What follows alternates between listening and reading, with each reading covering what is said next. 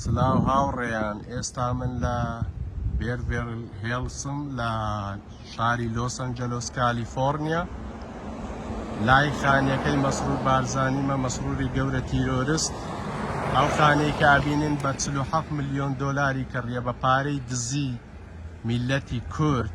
تێگەی مەسعود بارزانیم بینی یادیانەکرد دەیانگۆ 6 سال پێشمەرگایەتی، 6 سال جاشمەرگایەتی. ئەمە پێشمەرگایەتی نییە، ژیانی پێشمەرگایەتی ناتوانانی خانی چووها بکڕیتن بە هەموو تەمەنی خۆی. یعنی سەیرکە مەسعود بارزانی ئەوە ژیانی کڕوونەوەکانی تووە لێرە، خانووەک بە 47 ملیۆن دۆلار ژیانی شاهانەیی مناڵەکانت لێرە. بەڕاستی ئەوە پێشمەرگایەتی نییە، ئەوە جاشمەرگایەتیە. جگە لە جاشایەتی هیچی تر نییە. یعنی لێرە بە 47 ملیۆن دۆلاری هیچ پێشمەرگەیەک خانی لەم شێوەی پێ ناکڕدرێتن. ئەگەر ئەو پارەی دزی نەبیتن لەکوێ هینایتان ئەو پارەیە؟ لەکوێ هینایتان ئەو پارەیە؟ پێگەی بە 47 ملیۆن دۆلاری ئەو خانیەی بکڕن.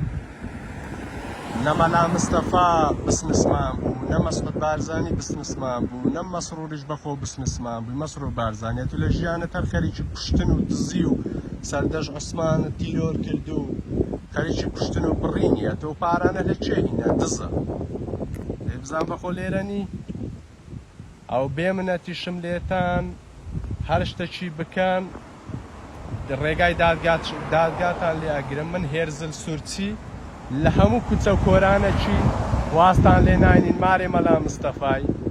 لە بەریتانێ ئێوەیاندا بەرهێلکە، لێرە لە ئەمریکا لۆس ئەنجەلۆس، من لێرەمان لە هەر شوێنێک لە واشنتۆن دیسی لەو دوو ڕۆژەی ئەچمە واشنتۆن دیسی بزانم ئومێد خۆشناوی نایخینە بەرهێلکە بارانکردن ئەو کۆیلەی مەسینە هەڵگێت.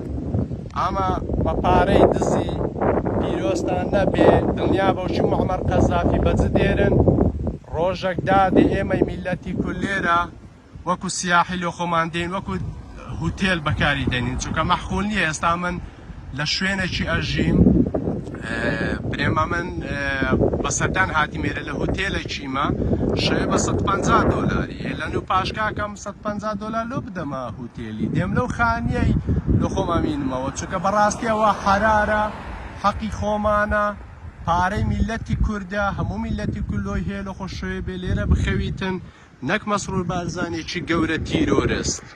دێگەی لە ڕاقیترین شوێنی لۆس ئەنجەلۆس خانی بە 47 ملیۆن دۆلاری کڕیە بە پارەی دزی.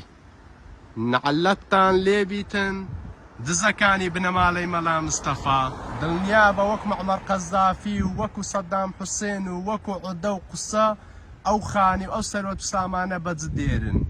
نەفرەتتان لێبی، نەفرەت لە گۆڕەکەی مەلا مستەفای بی، نەفرەت لە 6 سارەکەی پێشمەرگایەتی مەسعود بارزانی بیتن کە ئارێ 6 سال من پێشمەرگە بوویمە، 6 سال تو جاشمەرگە بووی. هوجام سورچی پێشمەرگە بوو کە سەری بردرا لاشەکەشی نهاتەوە. مزەفەر سورچی کە لە گوندی مەلا عەبدوڵڵا پێشمەرگە بوو سەری بردرا جەنازەشی نهاتەوانە پێشمەرگەنە، نەک ئەتو مەسعود بارزانی جاشمەرگەی تورکیا. نەفرەتتان لێبێ. ئەو ڤیدیۆ پێشکەش بە هەموو ئازادی خوازان، پێشکەش بە مەکی ئامێدی، پێشکەش بە قادر نادر، پێشکەش بە هەر کەسێک کە دژی بنەماڵەی مەلا مستەفا قسەیەک بکە ئەو ڤیدیۆ پێشکەشیان بیتن.